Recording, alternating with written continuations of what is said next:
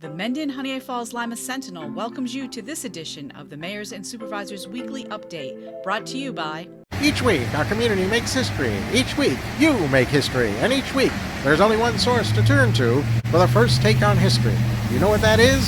Subscribe to the Sentinel right now to discover the history being made in your own backyard. The Mendon-Honeoye Falls-Lima Sentinel. More than just your news, it's your history.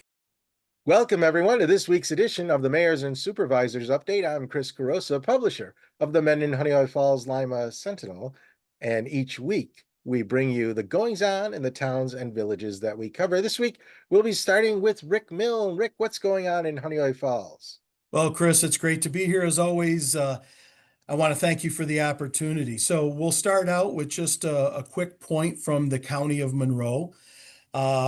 This week, the County of Monroe is announcing a second satellite office for the Office of the Aging and also the Office of Veterans Affairs. This one is on the east side in Penfield at Baytown Plaza. Earlier in the year, another satellite office was opened, and that was in the town of Greece on the west side. So this is simply another positive example of trying to bring services closer to our residents across the county. And certainly, those who are aging and our veterans need all the support they can get. And this is just another nice example of a place to go and get some of that support. So keep that in mind if you're in one of those groups and need some support. Baytown Plaza in Penfield, a new satellite office is opening for the Office of the Aging and Veterans Affairs. Moving on to the village of Honeoye Falls, I just wanted to mention that the climbing playset at Rotary Park has been replaced. This was a playset that was noted to have multiple structure fractures due to its age and the climate. This was brought to our attention, and then we inspected it very thoroughly and found multiple fractures. So we had the structure taken down, and we worked with the Bears Playground and the Bears team. They were fantastic. They moved very quickly to remove the old structure, and we replaced it with a new set. And we're getting a lot of positive comments on this already. The cost of this system was paid for by village funds using our park reserves. And through sound planning and budgeting, we're able to turn that around quickly. So that's where it's a great point of where some of your tax dollars go to for pre-planning projects. At our village board meeting this past June 16th, an agenda item was about our wastewater treatment plant project, its progression through the planning process, and funding that we're working on to mitigate the cost of this $10 million project. We are now requesting letters of support from both village residents and village businesses, and these letters of support are required as part of the grant funding process. We appreciate the positive response we've had thus far. This will be an active agenda item each month moving forward in effort to get information out to our residents and businesses. There is also an additional letter to the editor that is requesting these letters of support as well that will be in the upcoming Sentinel in one of the upcoming weeks. This build is truly based, the project for the wastewater treatment plant, the build is truly based on age and deterioration of the aged equipment. This is equipment that simply can't be replaced with the same equipment. Why? Well, because it's so old, there's no plug and play. So this has to be handmade, hand fabricated, etc. And it takes months to get this equipment.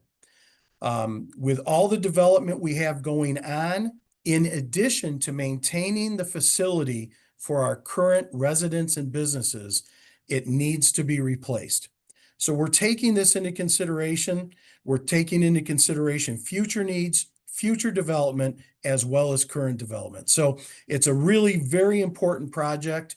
We've been working on this actually for a number of years, probably 5 years now in the planning process of which direction to go for the new plant, where it's going to be located, what kind of equipment is going to be used, and what's going to take us into the future for another 85 years.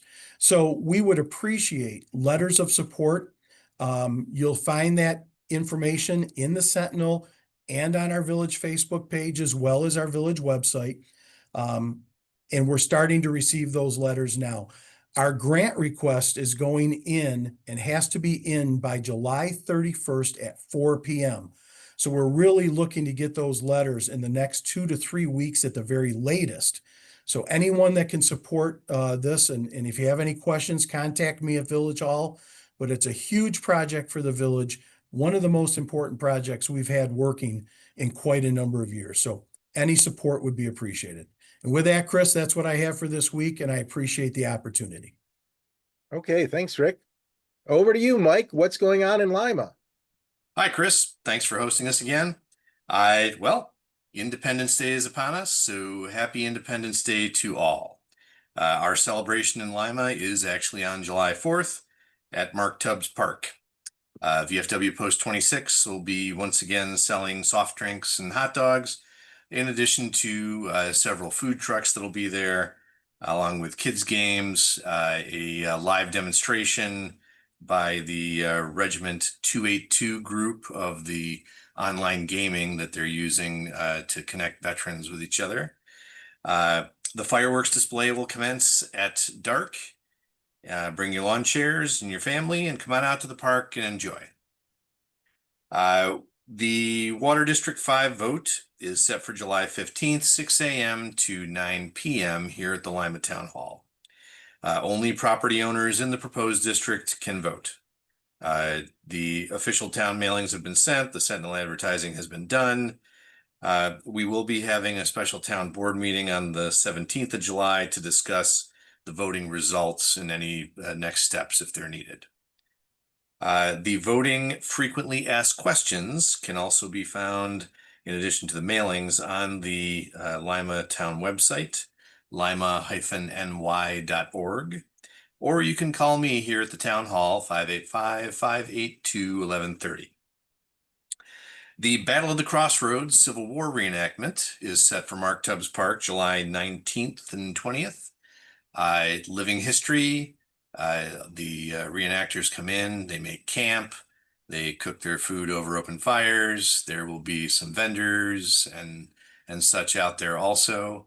And they will have a couple of skirmishes for people to watch. Very interesting to see how things were back in the 1800s. And lastly, coming up very soon, the annual Crossroads Festival. We are July 31st through August 3rd. The schedule is up at limafest.org.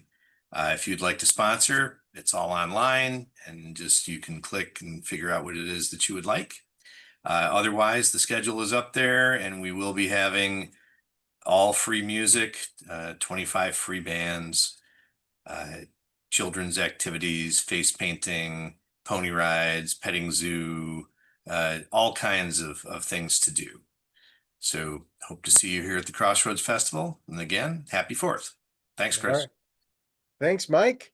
And thank you all for being here, and thank you all for watching.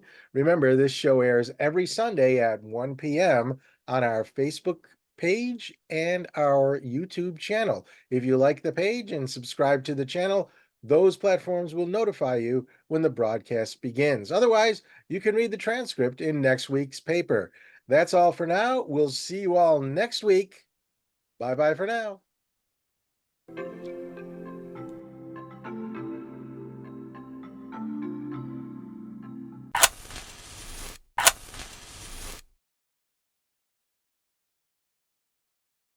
Imagine yourself communicating with a difference. Pan-Dimensional Solutions helps you do this. Whether live spectator events, taped broadcasts, or real-time audience-engaging programs, you can benefit immediately from the tools Pan-Dimensional Solutions will share with you. Do you want to make a difference? Contact us at pandimensional.com.